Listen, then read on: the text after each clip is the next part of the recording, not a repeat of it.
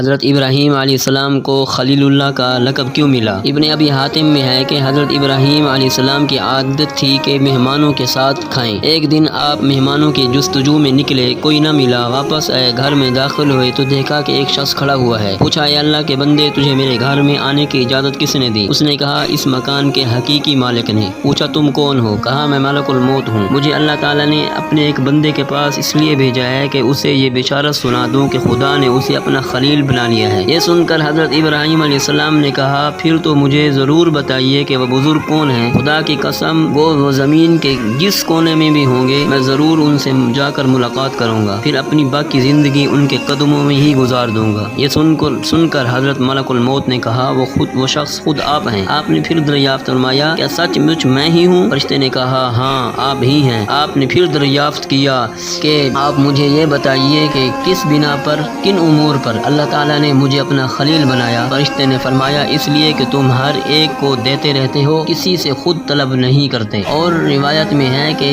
جب سے حضرت ابراہیم علیہ السلام کو خلیل خدا کے ممتاز اور مبارک لقب سے خدا نے لقب مرکب کیا، تب سے ان کے دل میں اس قدر خوف خدا اور ہیبت رب سما گئی کہ ان کے دل کا اچھلنا دور سے اس طرح سنا جاتا تھا جس طرح فضا میں پرندوں کی پرواز کی آواز۔